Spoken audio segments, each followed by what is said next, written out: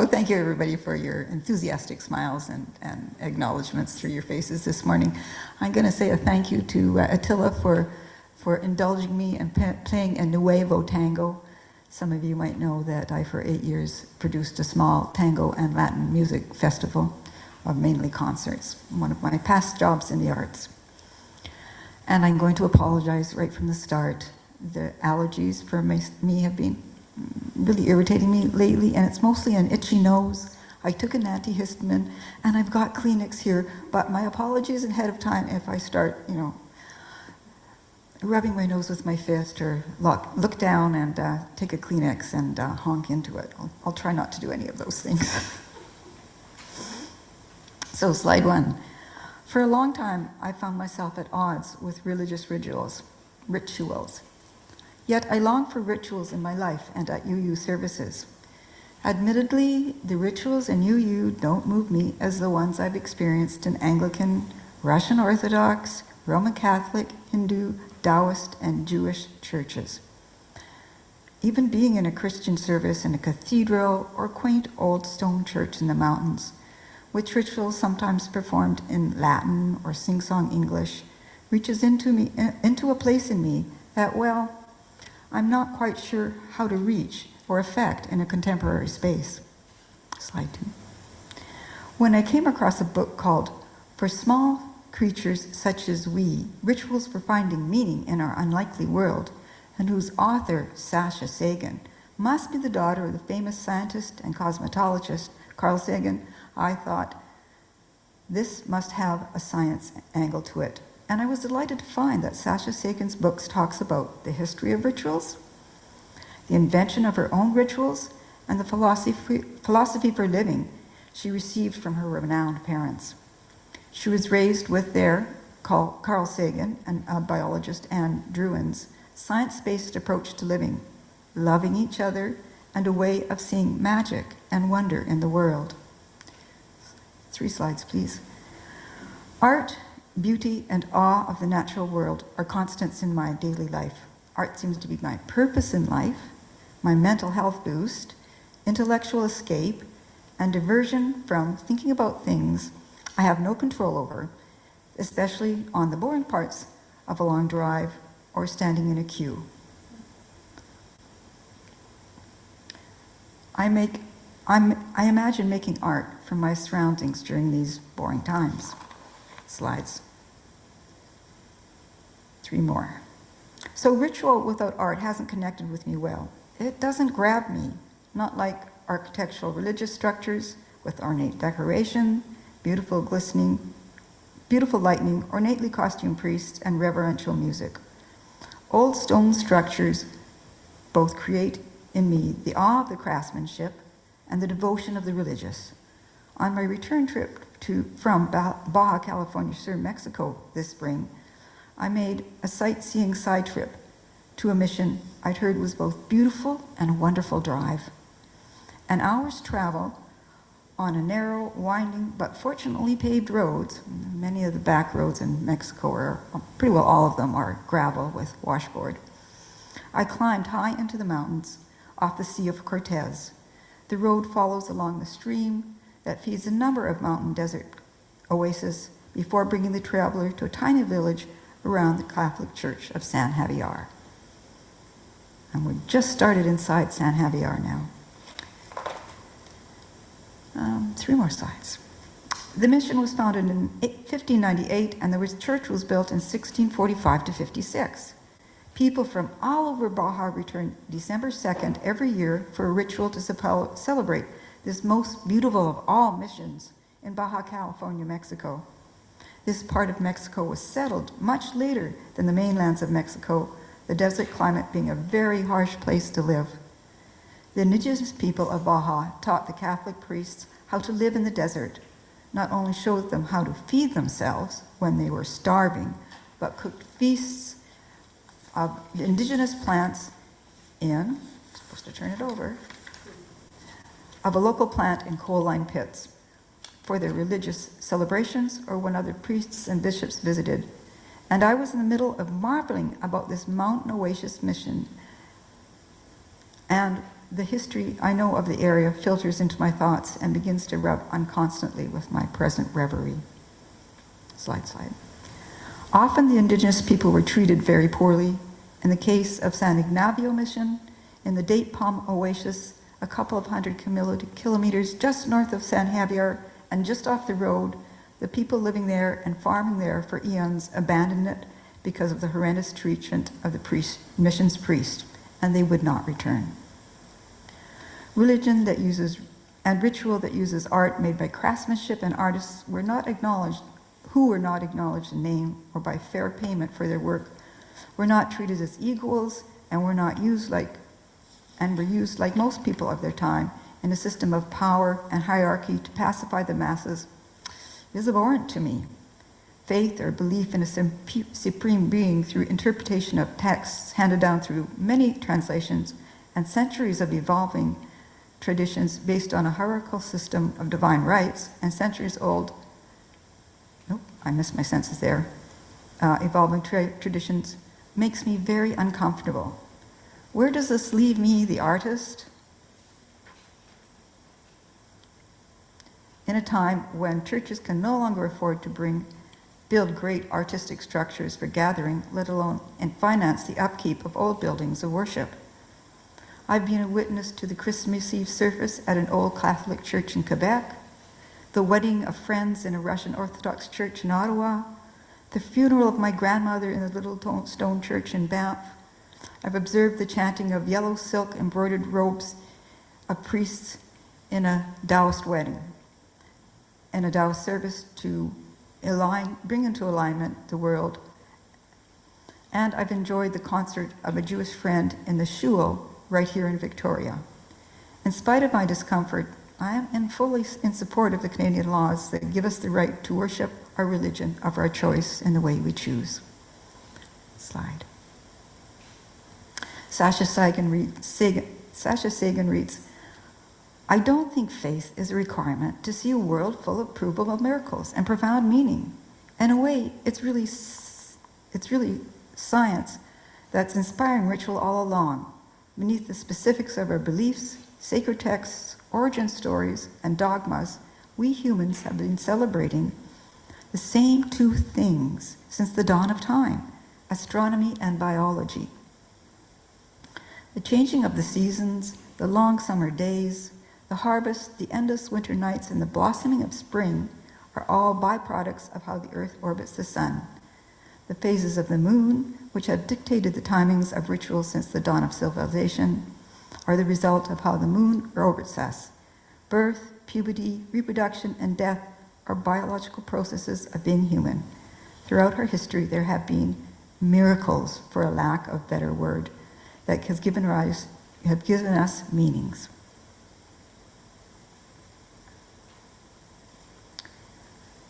Not a few pages into this book, I began to feel a lot better about some of my habits, as I began to see them as a form of ritual, if I look at them through Sasha Sagan's writings.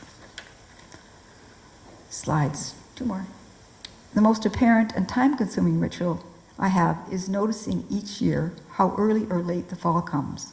When do leaves start to turn colors?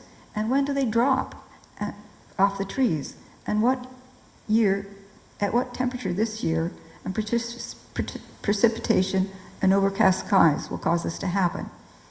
I delight in noticing when and how the same trees turn colors each year. Certain atmospheric conditions can make some trees seem even luminous, as having light that comes from within. And some trees in the same family have a greater sensitivity to the temperature and are the early indicators of the beginning of the fall. And I measure each season in a similar manner. But why and what does this do for me? And is it ritual? My walks become rituals of acknowledging the awe of these experiences, of noticing and comparing, and are full of beauty of the natural world. And I feel in them the vastness of time, this very small unit that is my life, in the grand whole of our universe, possibly even in this current bang of our galaxy. Yes, to me, life does not seem fleeting, let alone short, and I can feel both infinitesimally small and insignificant while feeling I have great meaning in this little dot of my existence. Though many people celebrate spring as a major yearly rite, mine now is fall. Slide. And slide.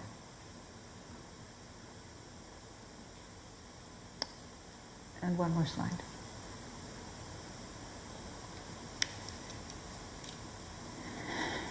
When I left in November 2022 on the Coho Ferry to Port Angeles, Washington, for the second of 2 trips to Mexico, stepping onto the deck, I said to myself, I wonder what I will experience or see entering into Baja this time, that might be as interesting as when I entered the last time. As I rounded the bow of the boat, someone said to me, that was a once-in-a-lifetime photo. To a sight I too witnessed, a float plane flying right over the boat and landing not a couple of 100 meters from us. Granted, it had the sun on its wing, but from my angle, the sight was not quite so spectacular. And from living in Victoria and witnessing many water landings, but most people on the deck had a look on their face of awe or satisfaction at witnessing this event. My interesting experience came not 15 minutes later, not all the way into Baja, as the red sun sank beneath the horizon just as we passed the mouth of the harbor. Nice, I thought. This to me has significance. And as the sky darkened, the moon, just a silver sliver, appeared on the horizon over Port Angeles. And just passing the international boundary in the Salish Sea, it sunk behind Port Angeles. Is this a sign about my trip? This unusual sunset and moonset, I thought to myself. A nice coincidence, because I desired to stay outside on the deck and notice how the sea swell was of the sea, notice the temperature and humidity and wind velocity, and how these all felt leaving Canada. On my second very significant trip, I caught the rhythm of sunsets and moonrise and setting. A noticing of the unusual, never before experienced, and possibly never to happen again, when I begin and end a journey, is my ritual. It is grounding because I feel that I am both in nature and in the man-made world. It helps my brain transition from one place to another. Yes, there's a part of our brain that deals or regulates transition, and this part of my brain has been damaged. So I need all the help I can get to cope with those symptoms I get, and to keep me alert and focused on the things I need to pay attention to. When I drive, and help me get safely to where I'm going more than 3,800 kilometers away. Paying attention to driving is very important in this instance. Slide. My rites of passage into living my inevitable elder year crone stage of life, the transformations of my body into something much less hairy, hungry, and energetic than my middle years, was these 2 demanding journeys to Baja. Let me read of the rites of passage at the end of our adult life from Sasha Sagan. She describes and gets a lot of, I don't understand. Anyways, here's the quote, glitch there. I should have printed this larger. I'm having a little hard time reading it. Imagine it for yourself. There you are, minding your own business. When something takes hold of you, you change unwillingly, both physically and psychologically. You transform into something hungry and full of mysteries, mysterious, dangerous urges. You sprout hair in unexpected places. You lose control of yourself at night. This may be the stuff of nightmares, but there is nothing more natural than puberty and the real-life experience that I suspect is the heart of the myth of the werewolf. The human, who suddenly changes into something else, is not beyond nature. It is a part of it. Sarah relates this myth of the werewolf to the transformation of puberty and the necessary rituals for the passage to aid us successfully into adulthood. Slide.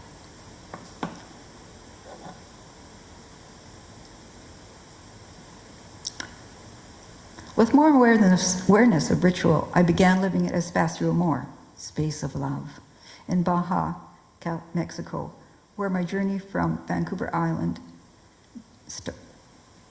to end my journey from Vancouver Island. Aida, the woman who invited me to live and do art in her wellness camp, asked me to say some wise words on New Year's Day. I was humbled by being so fully accepted into this group of young Mexicans and Argentinians who invited me, the crone, witch, or wise, wild, independent old women, to all of their activities. On New Year's Day, I made up a new ritual. 3 slides. And I thought, but does having lots of rituals somehow bestow me with wisdom? Wrinkles equals wisdom? I'm not so sure about that part. I had learned so much from this loving group of people. So I created a group activity based on a mandala.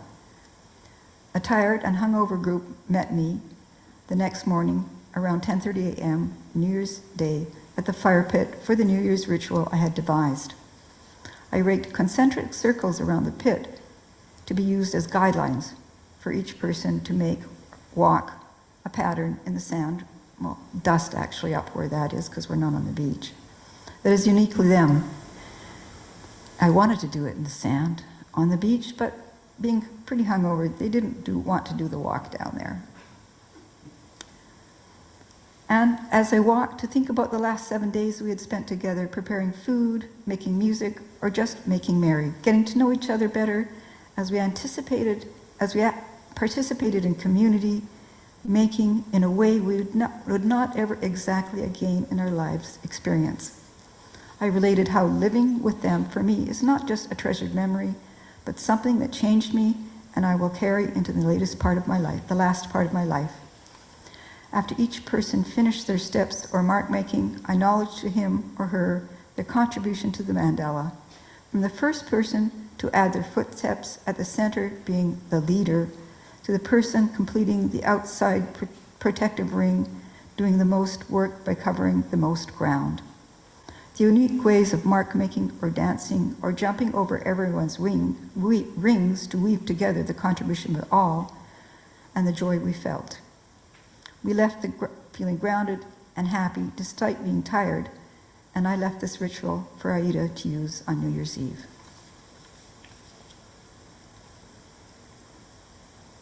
Slide. There's our group celebrating together and having meals together. And one more slide.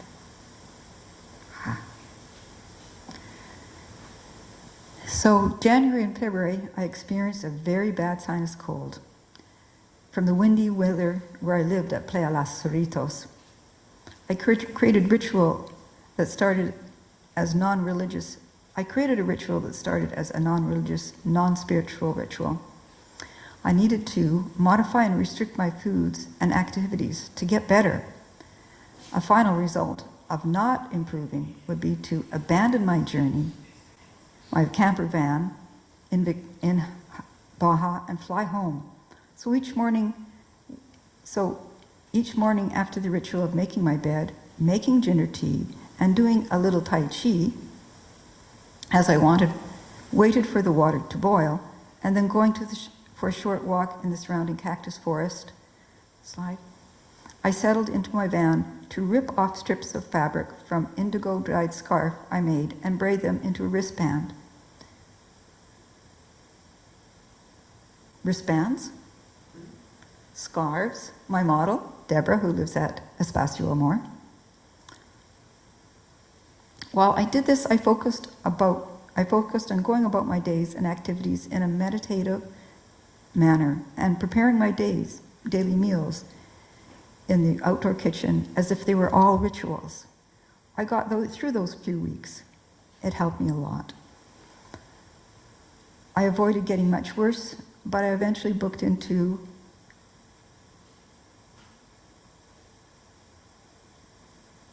a guest house in the mountain village of El Triunfo, with cobblestone streets, no dusty roads. Slide. Here's a view of El Triunfo from a viewpoint above it, and where I walked every morning. It took me about 30 minutes. I had a room with heat and air conditioning and an outside courtyard with tables in my room and outside that I could do art on. I continued my practice of braiding, and my morning routine got better. Slide. I did 3 drawings and dyed a lot more fabric with indigo dye. Slide. After 5 weeks, I returned to Los Cerritos, where it had warmed up some and the wind had died down, and prepared for my journey north. A sample of Deborah modeling one of my wraps. Not disguised marketing for more indigo dyed wraps to come this summer. My last morning in Cerritos, as I drove down a back road, I saw a falcon upon the top of a cactus. Now, it's rare to catch a picture of a falcon. You do see them on top of cactuses, but not usually in populated areas, not by the road. So it's not unusual that they would light a light on top of a cactus, but that I saw one in this populated area. It was the first of my noticing something ritual, the final morning in Baja, that final morning in Cerritos. And the final morning in Baja, driving to the US border, a round small cloud greeted me before the sun rose. Then I caught the pink-gray sunrise at 6:30 a.m. over the Northern Biosphere Reserve, and it echoed my leaving Canada. On my last day on the road, starting at 5:30 a.m. and heading to Port Angeles in Washington State, I saw a bird in flight against a dull pink-gray sky, but low to the ground. I eventually could identify the long, thin frame of a crane flying in an unusual way parallel to the ground. It kept speed with me, my van, for a short distance, and then the sun rose over the horizon. Very fitting coincidences in noticing to help me complete my sojourn. These noticings marked its beginning and ending in a way meaningful to me. And doing so brings me happiness and makes me feel grounded. And that helps me acknowledge to myself a sense of accomplishment.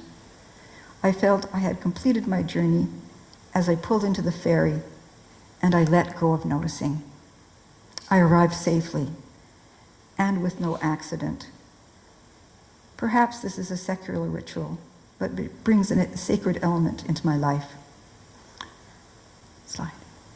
As I boarded the ferry, I heard on some poor CBC radio reception that the famous singer-songwriter and our beloved Canadian, Gordon Lightfoot, had died. In a tribute, they played his song, The Sinking of the Esmond Fitzgerald, as I drove on the book. Some of you got that right away. That was an interesting timing, which didn't dawn onto me until I saw a crewman polishing the ship's bell. Slide.